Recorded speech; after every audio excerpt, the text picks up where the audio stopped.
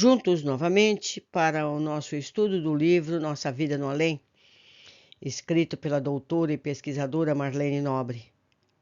Nos diz: como é morrer? E depois da morte o que acontece?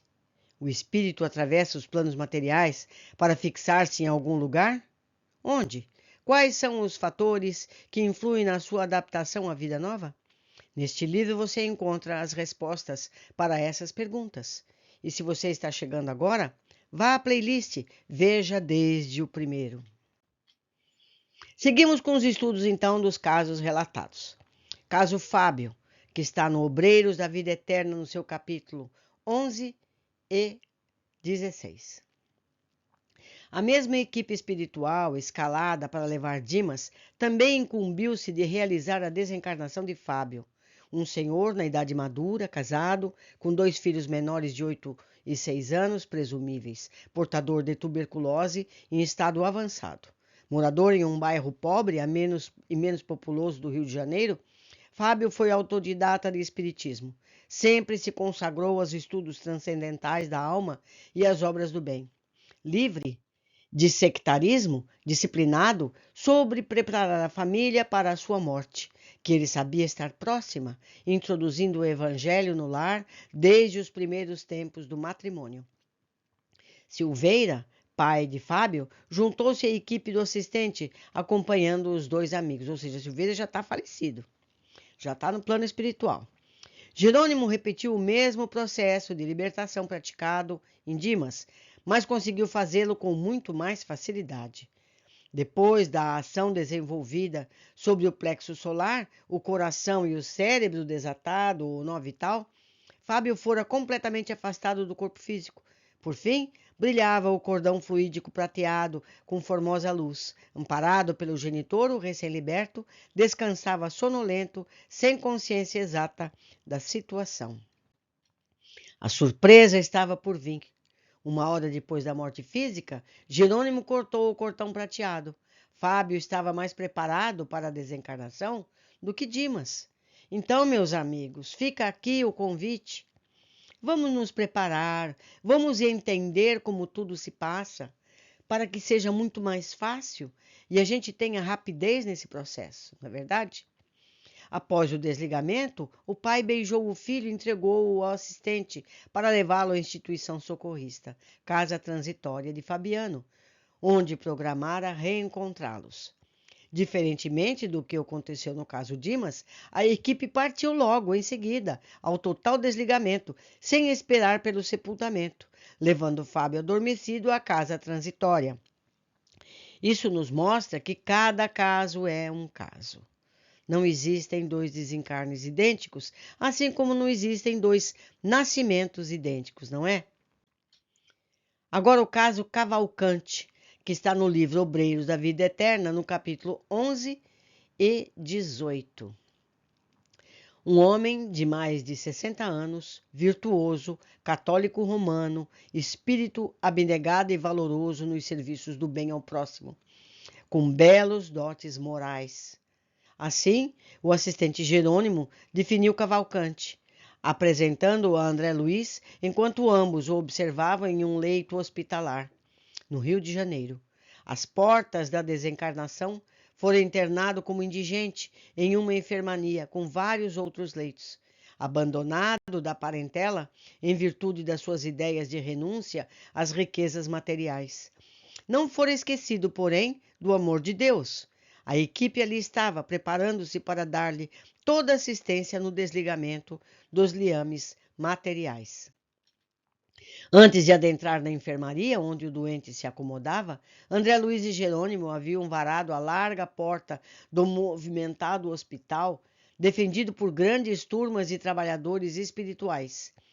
Havia aí tanta atividade por parte dos encarnados como por parte dos desencarnados, comenta André Luiz. Ou seja, num hospital existem toda a equipe encarnada, como também os espíritos que auxiliam todos aqueles pacientes, seja para que motivo for. Não é bom saber disso? Guardemos esse ensinamento.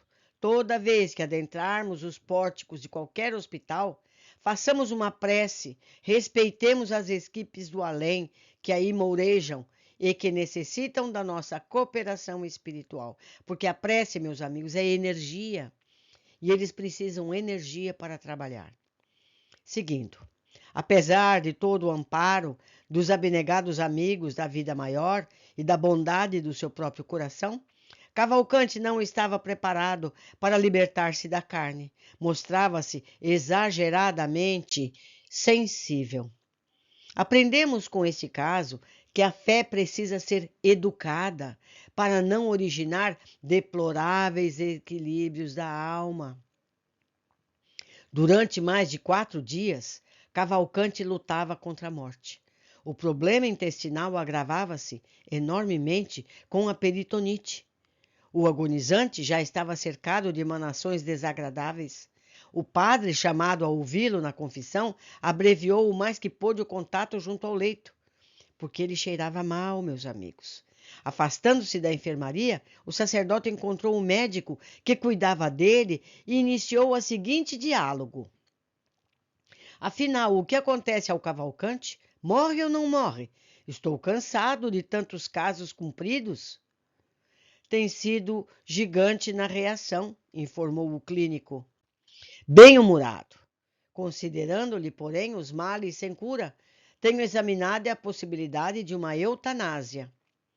O padre diz, parece-me caridade, redarguiu o religioso, porque o infeliz apodrece em vida. Ouvindo o diálogo descaridoso, André Luiz comentou, a cena chocava-me pelo desrespeito. Ambos os profissionais, o da religião e o da ciência, notaram situações meramente superficiais, incapazes de penetração nos sagrados mistérios da alma. Entretanto, para compensar tão descaridosa incompreensão, Cavalcante era objeto de nosso maior carinho. Todavia, apesar de todos os esforços da equipe espiritual, Cavalcante, com medo da morte, não se rendeu à desencarnação, reagindo até o fim, em oposição a qualquer tentame nesse sentido. Apesar da profunda desaprovação de Jerônimo, o mesmo médico que conversava com o sacerdote pela manhã aplicou no enfermo uma injeção compassiva, impondo-lhe a morte física. Infelizmente, porém, a personalidade desencarnante estava presa ao corpo inerte, em plena inconsciência, incapaz de qualquer reação. Então, meus amigos, faço eu uma parte. A medicação que leva à eutanásia prende o perispírito no corpo.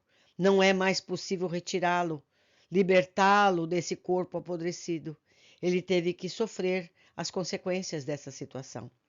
Então, aqueles que pensavam que estavam libertando, na verdade estão aprisionando.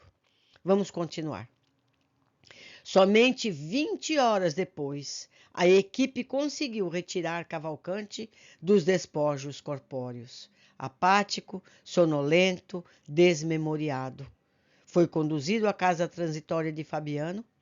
A injeção sedativa, com dose alta de anestésicos, afetou-lhe o perispírito como se o desencarnado tivesse recebido uma descarga elétrica.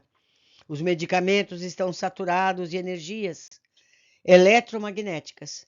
Por isso tem repercussões mais ou menos profundas sobre o corpo espiritual. Por essa mesma razão sofrem muito, no além, dependentes químicos e suicidas. Vocês percebem como é que funciona no corpo físico essas substâncias? Quanto à eutanásia, a doutora Kubler-Ross exprime muito bem a nossa missão como médicos. Nossa função não é matar, mas sim ajudar os outros a viverem até que morram. Sou totalmente contra qualquer forma de morte misericordiosa e de maneira nenhuma tomaria parte nisso. Porque, meus amigos, de misericórdia nada tem.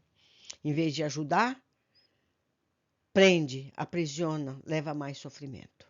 Deixo aqui, meus amigos, meu e-mail para o caso de precisarem de algum material citado nesta obra. Com um grande abraço, espero a todos no próximo capítulo.